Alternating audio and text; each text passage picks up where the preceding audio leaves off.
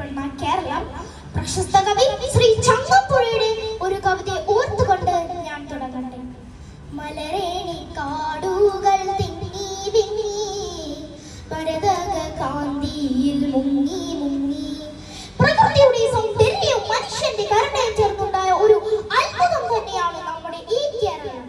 കേരളത്തെ ലോകം ആദരിക്കുന്നത് വിദ്യാഭ്യാസം, സാംസ്കാരിക സമ്പത്ത്, ശുചിത്വം, ആരോഗ്യരംഗം എന്നിവ കൊണ്ടാണ്. ഇവയൊക്കെ ചേർന്നുണ്ടായതാണ് ലോകം പഠിക്കുന്ന കേരള മാതൃക.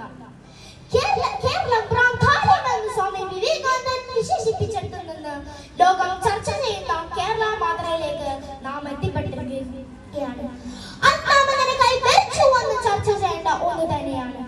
കേവലം സാമ്പത്തിക വളർച്ചയെ മാത്രം അടിസ്ഥാനമാക്കിയിട്ടുള്ള ഒരു വികസനമല്ല കേരളം കാഴ്ചവെച്ചത്. മറിച്ച് സാമൂഹ്യ നീതിക്കും മനുഷ്യ വിഭവശേഷിക്കും മുൻഗണന നൽകിക്കൊണ്ടുള്ള ഒരു ബദൽ വികസന മാതൃകയാണിത്. കേരളത്തിന്റെ വികസനത്തിന്റെ ഏറ്റവും വലിയ നേട്ടങ്ങളിലൊന്നാണ് വിദ്യാഭ്യാസം. 100% സാക്ഷരതയാണ്.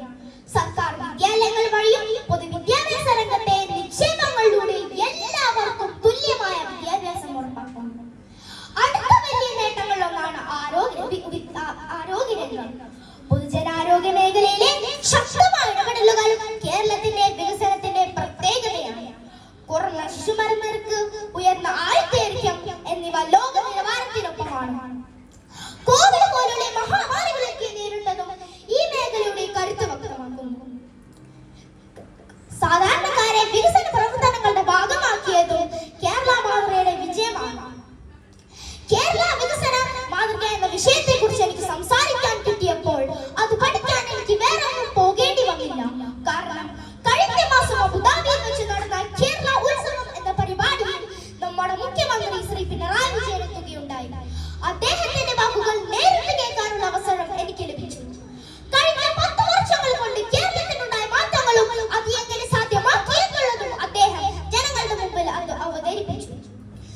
അതിലേറ്റവും ശ്രദ്ധേയമായ കാര്യം എന്തെന്ന് വെച്ചാൽ 5 ലക്ഷം പേർക്ക് പാർപ്പിടം ഒരുക്കിയതും ക്ഷേമ പെൻഷൻ 600 നിന്ന് 2000 ആക്കിയതുമാണ്. എന്താണ് കേരള വിദ്യാ മാതൃക എന്നത് ഒരു കേരളത്തിന്റെ ഭരണാധികാരിയിൽ നിന്ന് തന്നെ പഠിക്കാൻ കഴിഞ്ഞതിൽ ഞാൻ വളരെ അഭിമാനിക്കുന്നു. ഇനിയും കേരളത്തിന് വളരെ വളരെ മാറ്റങ്ങൾ അദ്ദേഹത്തിന് കൊണ്ടുവരാൻ കഴിയട്ടെ എന്ന് ആശംസിച്ചുകൊണ്ട് ഞാൻ എന്റെ വാക്കുകൾ ഉപസംഹരിക്കട്ടെ. നന്ദി, നമസ്കാരം.